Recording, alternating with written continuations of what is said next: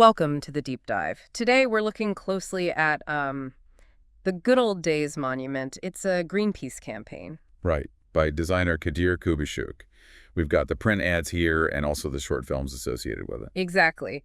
And our goal really is to just dig into how the visual choices, the concepts, how they all work together to, get the message across. The Kubishuk's perspective is interesting too. He talks about visual communication having this ethical weight. Yeah, he was driven by some pretty serious concerns: drought, climate crisis, soil loss. Yeah. Sees them as symptoms of a bigger problem.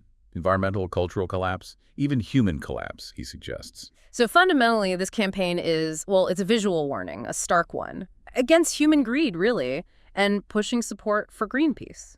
And that title, The Good Old Days Monument, it immediately makes you pause, doesn't it? It does. There's a lot packed in there. Nostalgia, sure, but also loss. Yeah, and irony too. Romanticizing a past that, well, maybe led to the problems we're facing now. Good point.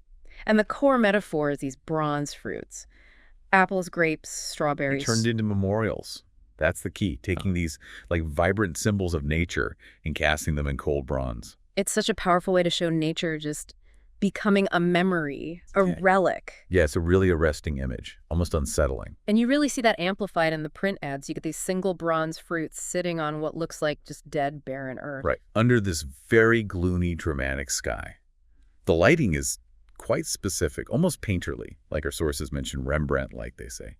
Creates depth, but also a mournful feeling. Totally. And fruits, apples, grapes, they're universal symbols, right? Everyone gets them. But making them bronze strips them of life. Yeah. They're not food anymore. They're cold, silent objects, just symbols of what's gone. Let's talk about the text and layout, too, the typography in the ads. It's very deliberate.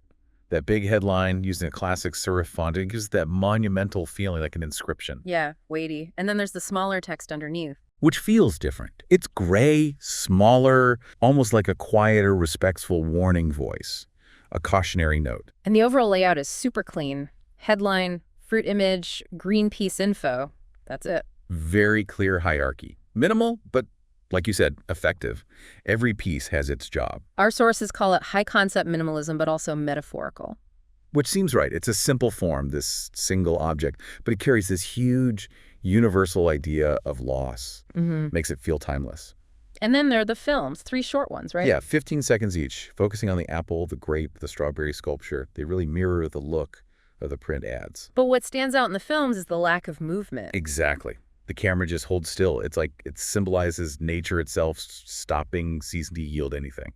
And the fruit sculptures are obviously completely still, too. Reinforces that monument idea, adds kind of dramatic tension.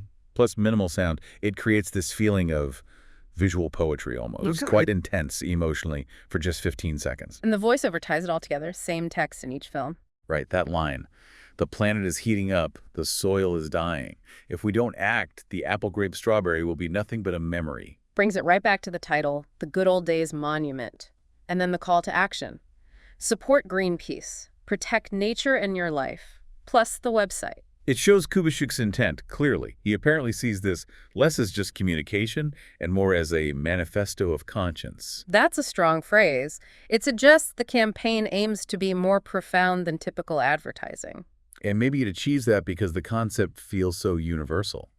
Concern for the environment, for what we might lose, that isn't tied to one place or time. It manages to be aesthetically quite striking while carrying this heavy ethical responsibility.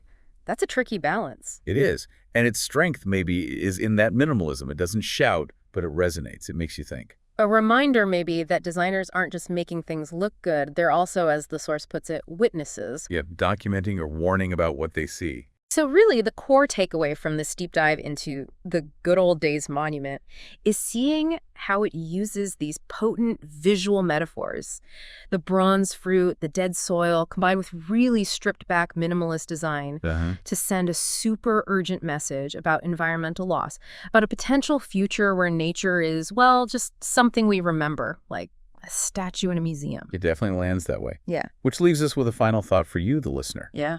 Just consider how everyday symbols, things you see all the time, like fruit, how they can be completely transformed to carry these really profound warnings about where we might be heading and, what our responsibility is in all of this.